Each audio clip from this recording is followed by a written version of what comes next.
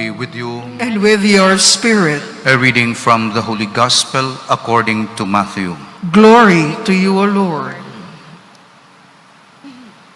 Some Pharisees approached Jesus and tested him, saying, "Is it lawful for a man to divorce his wife for any cause whatsoever?" Jesus said in reply, "Have you not read from the beginning? The Creator made them male and female and said, 'For this reason a man shall leave his father and mother and be joined to his wife, and the two shall become one.' So they're no longer two, but one flesh. Therefore, what God has joined together, man must not separate." And they said to him, "Then why did Moses command that the man give the woman a bill of divorce and dismiss her?" And he said to them, "Because of the hardness of your hearts, Moses allowed you to divorce your wives. But from the beginning, it was not so. I say to you, whoever divorces his wife and marries another commits adultery." His disciples said to him, "If that is the case of a man with his wife, it is better not to marry." And he answered, "Not all can accept this word, but only those to whom that is granted. Some are incapable of marriage because they were born so. Some because they were made so by others. Some because they have renounced marriage for the sake of the kingdom of heaven. Whoever can accept this ought to accept it." The Gospel of the Lord. Praise to you, Lord Jesus Christ. We continue with our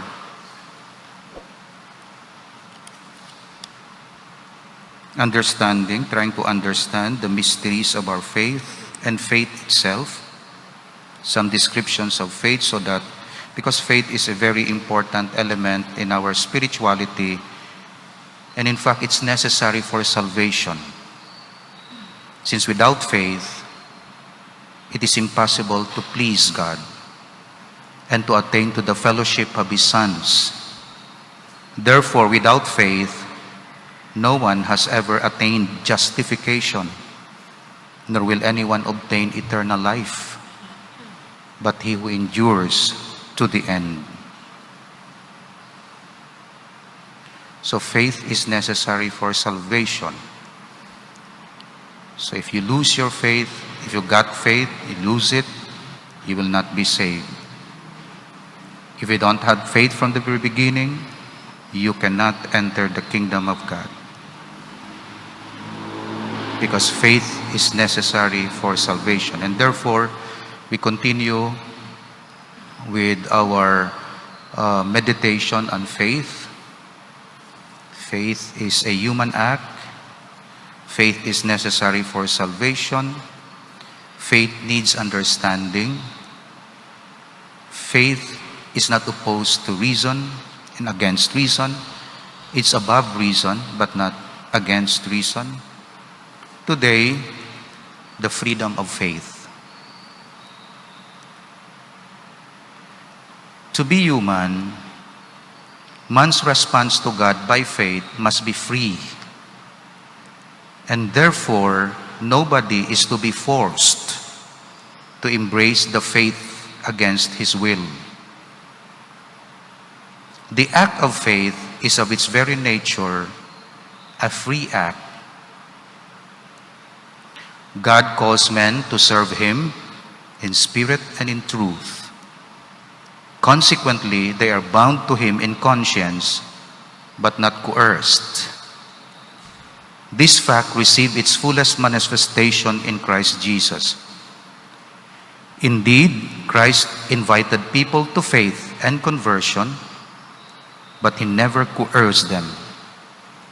For He bore witness to the truth, but refused to use force to impose it on those who spoke against it. His kingdom grows by the love with which Christ, lifted up on the cross, draws men to Himself. So ang pagtuo, nagatubo sa freedom. Hindi pwede nga ipersahon mo ang pagtuo sa tao. Ang bata, wala pa pagtuo sa bunyag, pero tungod may parents siya, kagad parents, ang parents kagad parents amo ang naga-decide para sa bata what is best for the child. Pero kung mahamtong na ang bata, kinahanglan magdesisyon siya sa iya kabuhi. Matapos mapasa sang ginikanan sa bata ang pagtuo katoliko. Kapag abot sang bata sa 14 years old, kag hindi siya magtuo sa Dios, o idinaya iya pagtuo, o masaylo siya sa iban nga relihiyon, hindi siya mapuwersa sa iya ginikanan. Pero kung bata pa lang siya, tungod may parents' consent, kasal gani may parents' consent. Tungod ang bata sa idalom pa sang pagtatap sang ginikanan, daw ginadisiplina ang bata, daw coercion para sa iya, pero para sa iya, ikaayo. Pero pag abot niya sa edad, hindi gani 18, 14 gani ang canon law, makadecide siya parte sa religion. 1821 ang makadecide siya mamana mga asawa. Pero sa relihiyon, kung magsulod siya sa pagkamadre, religious life, o basta parte sa reliyon, 14 years old. Of course, you reap what you sow. Kung wala mo gintudluan ng bata, kaglaway ang imo witnessing sa iya, siyempre masaylo na siya relihiyon.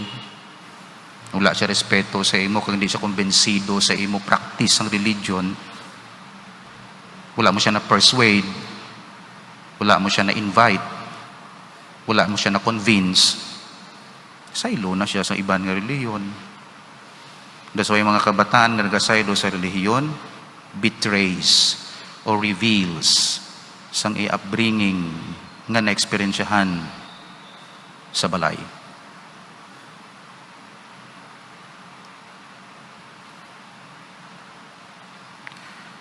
Kung hamtong na ang tao, ma-decide siya. Kinahanglan gid ang iya I do. Kinahanglan gid ang iya conviction. I believe. We believe.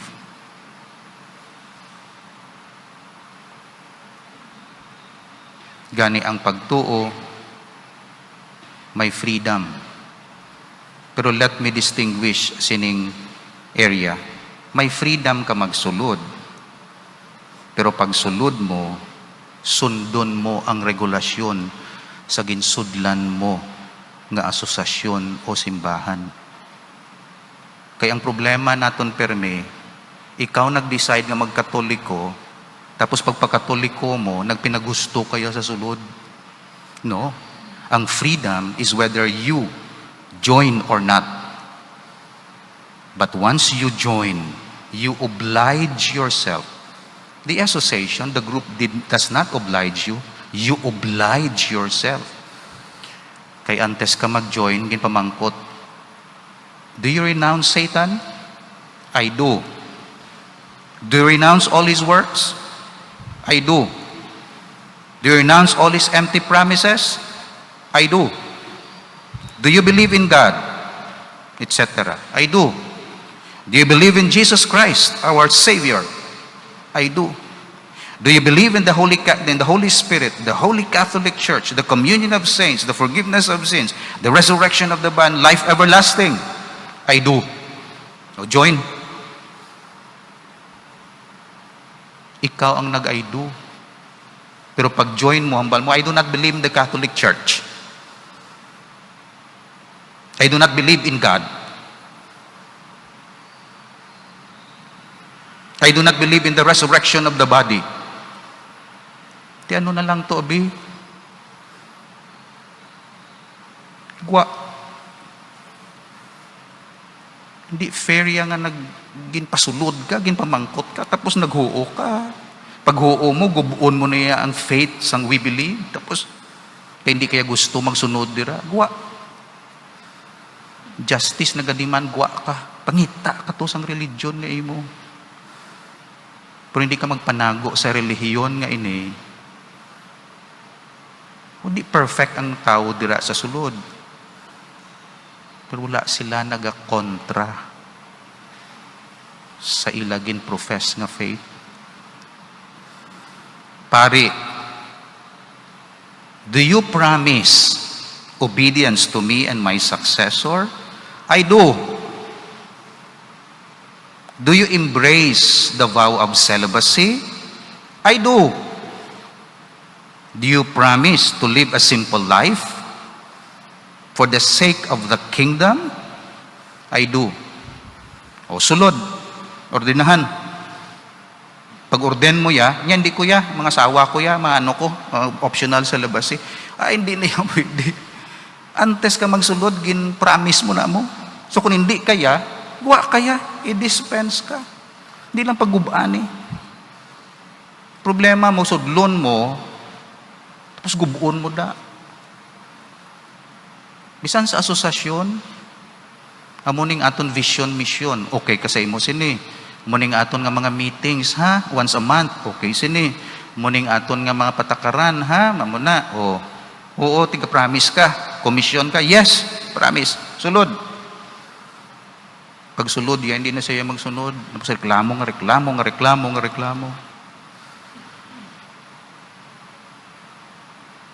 Hindi mo na yung faith. Ang faith, choose. Masulod ka o hindi.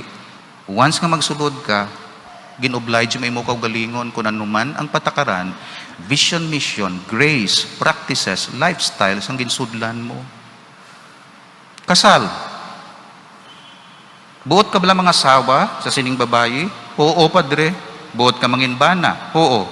Handa bala ka mga duha sa pagsagod sa mga kabataan nga ibugay sang Dios sa inyo? Oo, padre. Inyo gid bala ini gusto magpakasal? Oo, padre.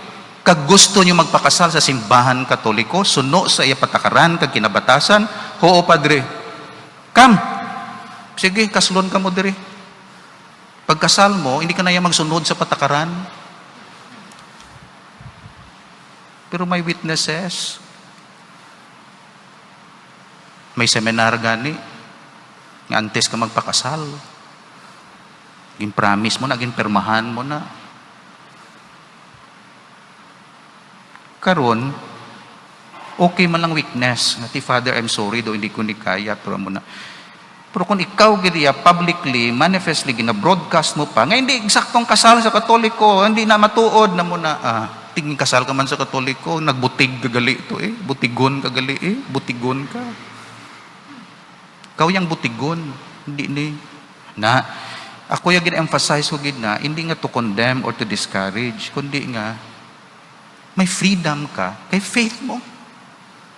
Pero once nga maghuo ka, it's your decision and you face the consequences, both negative and positive. Meaning, you receive the grace sang imo desisyon dira. Kung hindi mo kaya, gwa lang, kaya pwede ka man kagwa, hindi man naya, sulat ka formal sa obispo, Dear Bishop, disgruntled ako sa Katoliko. Hindi na ako gusto sa Katoliko. Hilwayan ako dira. Kay masaylo na ako sa relihiyon. Pangputon ka sang bishop. Imo gid bala ni gusto? Oo, bishop. Kumbinsido ka na? Oo, bishop. O sige, pirmahan ko. Formal defection from the Catholic Church.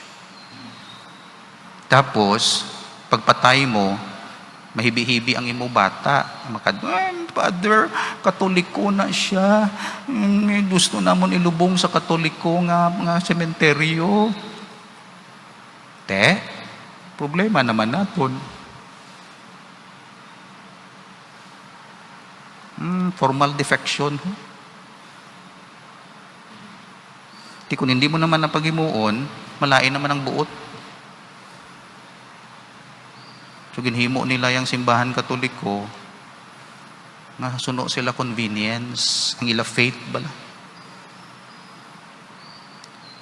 So wala conviction, wala firm decision.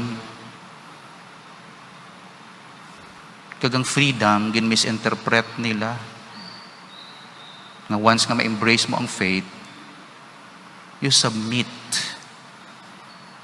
Kailain nga freedom ang eksperyensyahan mo diri. The freedom of truth, peace, justice, love, suno sa teachings sa aton Ginoong Hesukristo. Din gusto niyo, free ka mo, sagwa,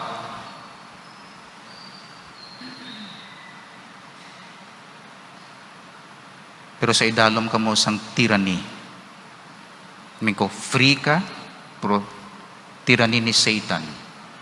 Sabi mo, free ka. O diri ka sa sulod sang balay, sang Dios, sulugoon ka tuod, pero sa balay ka sang Dios. Didto, free ka, pero member ka ni Satanas. Diri, daw sulugoon ka sang Dios, trapo ka sang Dios, may ban ka ni Amba Santos, Father, bisan trapo na lang ako sa Dios, basta upod ko Dios, willing ako. Kailain ang freedom. Of course, image lang na, hindi ka pag-imuon trapo, son and daughter ka sang Dios. Pero namin niya, willing ako magbiya sang freedom dito sa gwa, kag sang obedience, for the obedience sa idalom sang Dios. Sa mo ng faith, may conviction kita. Second point, sa simbahan, wala gina-coerce. Nangayo na sorry ang simbahan sa pag-coerce nila sa mga natives ang una. Kay tigin kombinar ang evangelization sa colonization. That's why sa 500 years nga ini, may mga leaders kita nga hindi konbensido sang arrival of Christianity 500 years. Kaya ang nakita nila is colonization, hindi evangelization. Ang nakita nila sword, hindi ang cross. Ti problema to sang una gid man, kay ginkombinar nila, gin-mixed up nila ang cross kag ang sword. Pero ang sword, ginhaboy na to, nabili na ang cross. Wala na to coercion, why na? Cross na yang nabilin. That's why, ka-celebrate kita sang 500 years of the arrival of Christianity. Not the colonizers, kaya may mga setback man to. Although, pa-thank you man kita sa tungod sang ila. Pero namin ko, may mga pamaagi man ang church, pero hindi amo na ang ordinary means, extraordinary means, naging coerce ang believers para sa Dios. Siguro amo tong time dapat i-coerce some way, pero subong iya tungod sa mga information, knowledge, hindi na. Pero ako personally, di pag-coerce. Persuade, convinced, invite, pero hindi pag-coerce. Coerce by reason of fear, or i-deceive by reason of favor. So, konbinsihon mo ang tao magkatoliko, pero pahugon mo, persahon mo. Or konbinsihon mo magkatoliko, pero material, favor. Tagaan mo sang kung ano-ano nga mga material, scholarship, may ano ka, mag-join ka sa amon, may libre ang tanan, kag mangitaan ka obra. Basta 10% lang, dalan mo di, income mo. O kung ano da. Di ma-convince ka. Tapos kung mag-member ka, bisan din ka makadto, may member kami, Luzon, Visayas, Mindanao, hindi ka pagpabayaan. So, na-convince siya magtuo sa Diyos, bangon siya ng favor. Bawal ina, kung amo ina ang motive sa pag-convert sa tao. Ti Father, ano ang ginagamit nga pamaagi para ma-persuade ang tao? May lista diri. Una, truth. Hambal mo ang truth nga ginhambal ni Kristo. Once mabalaan nila ang truth, very powerful ang truth. Ang iban gani naga-ecstasy, naga-high sa truth. Kapin pa kung absolute truth ang makita mo, may ginanarish siya sa imo soul. Truth about God, He exists, He loves, He forgives. Truth about man, original sin, grace of God, sacraments, etc. Truth. Another means para ma-persuade ang tao nga magtuo sa Diyos is love. Love. So kung kaisa hindi ka mag-preach nga truth, kay di wala sila na theology, kag wala gid sang mga mga terminologies nga kinagamit natin. Pero love. See how they love each other. Amo na sa Bible. See? You see how they love each other? Ma-convince ang tao. Asosasyon, nagmasakit ang member, ginatawgan, ginatatap, ginapalangga. Gusto ko magpabilin sa sinang asosasyon, Father. Sila gid nag-sustain sa ako. Nag-inamutay sila sa mga love. Tuod gid ang pagtuon nila. Gusto ko ng asosasyon. Ganun. Sunod, holiness. That's why may mga santos. That's why mga santos, hindi lang for intercession, for example, for our example. Kaya ang ila holiness. Kung maka-identify ka, relate kita sa ila life. Kung battered wife ka, ti si Santa Rita. Kung pari ka, ti si Saint John Marie Vianney. Maka-relate ka sa ila holiness, how they manage their problem, run their life, spirituality, sa pagkasantos nila. So makita, ay amo ni na witnessing, love and witnessing sa mga buhi, testimony, and then witnessing sa mga santos. Amo naga-convince sa tao. So truth, love, meaning witnessing, truth in action, love in action, and then holiness. Amo na makakonvince. External. May interior, may kapat. Grace of the Holy Spirit. Kung kaisa hindi siya makonvert, namang santos na hindi magpati. Kasi sila malang kailano ay da.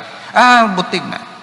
Hindi na ako makonvince ang kamatuuran na sang simbahan. Anong witnessing sa mga pari, mga iskandalo kag mga na, hindi mo makonvince. Pero kung pray mo sa Holy Spirit, pangayuan mo sa Holy Spirit, bata mo, hindi mo makonvince mo, witnessing mo kulang. May sad experience siya sa parokya kag sa pari. Tapos hindi siya konbinsido sa truth kay kung ano-ano itong mga, kung diin siya nagkuha sa iyang mga sources, itong mga atheism. So wala ka na. Pero may gina-offer. Holy Spirit. Kasi pangayuan mo sa Holy Spirit. Holy Spirit, touch man ang iya heart. Holy Spirit, pa kung i-convert ng bata ko. Basta amat-amat lang ha. Basta i-convert mo, tapos mabungguan siya sang salakyan, tapos mamasakit siya, tapos dito siya sa ospital, tapos ma-convert man siya tuod, pero mautod ti Elia. Hindi lang yung Holy Spirit. Kung isa, i-convert ka tuod, pero hanuton ka mo. Kaya hindi ka ma-convert sa hinay mo, hindi ka ma-convert sa hambal, hindi ka ma-convert sa hindi ka magpati sa Diyos sa ari ay. Ginpangamuyuan ka ni mama mo, pagpangamuyo ni mama, kung Holy Spirit ako ha. Of course, sample ko lang na. Tiwa di kang makonbensi, ari ay. Bayaan ka sa imong nobya, in love ka gid. Okay. Depressed siya. Muna, may opening. Muna. Puto ay mo nga negosyo. Mamasakit ka, para hindi ka nakalagaw. Hindi ka himo bisyo. Holy Spirit, matamat lang, hindi lang amugid na, kung pwede pa lang hinay-hinay lang. Sa akong mga hinablos, sa akong mga paryente, convert man sila, touch man sila, o sa inyo, makita, i-touch man na nga tao, ano man na be, pero amat-amat ha, hindi lang Holy Spirit nga gulpigid, kay kung kaisa, kung dasigon taniti, dasig man ni mo hanot matamat lang, hindi lang pagpanugid, pagpatami. Pero dugay. Pero kung gulpi, conversion niya dasig man. Damo ako nabadlisan nga ang conversion sudden. Ito ang iya life sang una, wild mo. Karon na stroke. Hindi man kita happy kay na stroke. First, for the glory of God. Ang pangamuyuan nga mga convert mo, iti amo nang iya pamaagi. That's why, hindi paghulata, nga ang Dios ang madisiplina sa imo, kag mag-persuade sa imo, sang iya truth. Kundi ikaw na mismo, tinguha, para hagan-hagan gawa, di gulpi, ang pamaagi, sang persuasion sa imo. Of course, sa simbahan, wala kita sang mahimo na nga pang-utdon ng mga tiil nyo kay makasasala ka mo o prisuhon ka mo kay nakasala ka mo sa fourth commandment. Wala kita sa simbahan. Sa civil, may amuna, kasala ka, drug sa muni, na prisuhon ka, muni. Sa simbahan, nakasala ka, why confession lang, penance lang. Ruway sala, prisuhon ka mo tanan, o multahan ka mo, o di makatuig nga, hindi ka mo, wala na yan sa simbahan, wala sa pulis. Of course. Morals ang aton. Pero ang Diyos, may pamaagi. Pero ang iya, seeming nga persuasion and invitation, response sa aton ginapangayo sa iya. That's why kung gusto natin ma-convert ng isa katao, pangayoon natin sa Holy Spirit, pero preparar kita. Kaya kung kaisa may pamaaging Holy Spirit, na medyo bulubudlay, kag musakit-sakit gawa, but all for the glory of God. Kaisa, at the expense ng imo joy and happiness, basta para sa iya glory. That's why when you pray for conversion, be prepared. Kaya kung tama na ka, grabe gid ang bisyo sang tao, operasyon ang kinahanglanon. Cancer, operasyon. Pero kung ang bisyo ya hapaw-hapaw pa lang, banyos-banyos lang. Hilot-hilot lang. Madala pa. Pero kung nagpabilin na sa sala ang tao, di na pwedeng hilot-hilot. Opera. Ina, kung willing siya, mag-ayo. Pero kung hindi siya mag-willing mag-ayo, tungod na hadlok siya, hindi siya maoperahan kag makayo. So that's faith. Free kita. Sagwa. Pagsulod. Sulod. May mga makonvince sa aton, witnessing, holiness, truth, love. External. Interior, Holy Spirit. Ang Holy Spirit, balan mong aksyon niya sa Bible, aksyon sang Dios. Kung gamay pa lang, reminders lang, exhortation, kag kung ano da, hindi mamunga, imo nga tanum, amo-amo lang na, hindi, sagwa, mapatay mo sapat, sagwa. Pero kung hindi ka makonbense, ikaw naman masakit. Natbuan ka bukol-bukol. Kagano dira. Ikaw masuffer. Ang imo sawa, kabataan, ikaw. Hindi natuyang mga tanong mo. Pero ang Holy Spirit, magdisiplina sa aton. Delikado. Kay himuon niya na tanan, proportionate sa balatian, moral nga ara sa kalag. That's why when you pray, Lord, convert him, prepare, o convert me, kay ang bulong proportionate sa presence and quality and quantity of sin. sa soul, individual, and community. Wala police power ang church, pero may disiplina ang Diyos. Wala sa simbahan magdisiplina, pero ara sa Diyos pagdisiplina. Amen. Please all stand.